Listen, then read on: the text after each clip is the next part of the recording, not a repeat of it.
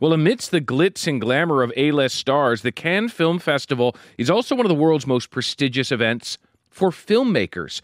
And this year, the festival has one of its largest Canadian showings in over a decade. Our film columnist, Jason Gorber, has a front row seat to it all because he is in Cannes this morning. Jason, hello. I was going to say the weather here is a bit better than it is in Toronto, I have to admit. No, don't say that. We will erase that from the live record of this interview. And it's funny you say front row because I'm the crazy person that sits front row at these grand palaces here in Cannes. So it's been an amazing experience being here. And here celebrating some incredible Canadian talent. Yeah, and hardly your first time there. You've been going to the festival for more than a decade. What makes Cannes so memorable that you're like, I got to be there every year? It truly is an extraordinary event. It's been going on since just after the Second World War. It's actually, I say this sort of every time we talk about it, but it's really important. It started as a cooperation between Hollywood and the European film industries and programmers, and it really is the best of all worlds. You have people from Hollywood and people from sort of more mainstream stuff playing, like Furiosa played here. For example, the next Mad Max film. But you also have things like a beautiful celebration of auteurs, of directors, of independent art filmmakers. And you have the glitz, the glamour, you have the red carpet, you have incredible food. It's not a bad place to spend 2 weeks. It's incredibly expensive, but it's such a pleasure for me to be here. And any fan of film will know that you're going to not only get to see the film you expect to love here, but that sense of discovery is incredible. Some of the great artists that have ever worked in cinema got their start here on the Croissette. Okay, and you mentioned a big Canadian showing. Tell me all about that. Right. So we've had the first time I went back to Canada, I was there as a student in '96. But when I went back, there was 3 Canadians in competition. Competition is the big jury prize, and that was ridiculous. There was an Adam McGowan, a Cronenberg, and Xavier Dolan. Xavier Dolan is back here because he's the head of one of the juries. David Cronenberg is back with a new film, The Shrouds, which is a very interesting and provocative film. You have Guy Maddin working with Evan Johnson and Galen Johnson. Guy Maddin is this amazing filmmaker out of Winnipeg that makes films like he's an alien that came from outer space but was locked into the cinema of the 1920s. He's this crazy, weird, bizarre stuff. He's got a film in competition.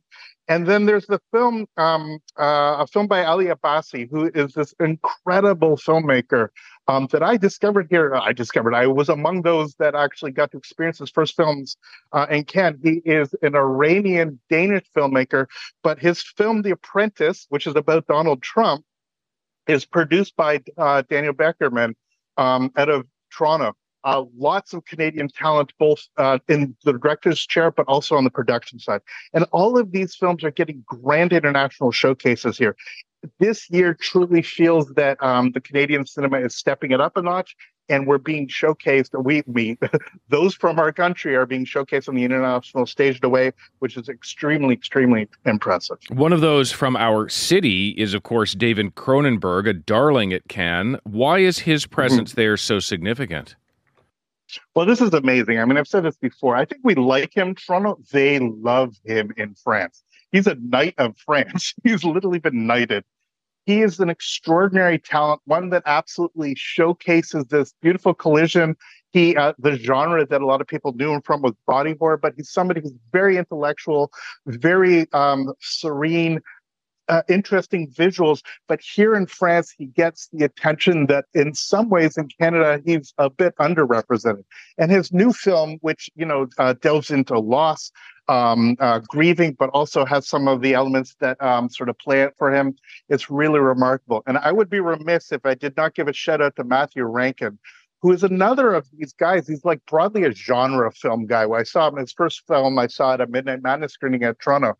He's here with a film called Universal Language. The director learned Farsi. He spent 3 years learning the language in order to do this amazing film. Another weirdo from Winnipeg, a film about culture and community and all these stuff in a sort of disjointed, almost sci-fi vision of Winnipeg. It's incredible. It's going to be playing in a couple days. I had a chance to pre-screen it, so I can't say too much about it. But I just want to say it's like this is great, great film that is being showcased, as I said, on the world stage, and it's coming out of our country. It's so extraordinary to see the support that we get from audiences in Canada, but also from the funders that actually allow people to actually bring their films to this incredible, incredible stage. Yeah, and there are these films that have sort of smaller budgets, but also the ones with the mega budgets. I know you got to see Francis Ford Coppola's much anticipated Megalopolis yesterday. What's the reception been like? The reception is complicated. People keep saying, "Did you like it?" We're beyond liking. The film is both a mess and kind of amazing that it exists. Francis, as he wants to be called, I just left the press conference to do this interview. Francis spent $120 million of his own money. He spent over 4 decades putting it together. And most audiences are not going to respond well to it at all. And yet I love that it exists. I don't know that it was good, but my gosh, was the experience extraordinary to see. It is this weird, it's as if ancient Rome and New York City got together in a sci-fi apocalyptic story. People like Adam Driver, John Voight, Talia Shire, Jason Schwartzman, all these people coming together in this totally weird. This film may never play anywhere again, but to have it as an event here again, to have it showcased, this is, if you're letting an 85-year-old director do whatever the heck he wants with his own money, this is something to celebrate. I will tell you what, it was never boring, even though it was very weird and very wild. Jason, have a great time there. And next time we talk, try to be a little more enthusiastic. Cinema, bon cinema, everybody. Thank you so much. Take care, Dave. That's Jason Gorber, Metro Morning's film columnist, live from the Cannes Film Festival. He's also the editor-in-chief of ThatShelf.com. ThatShelf.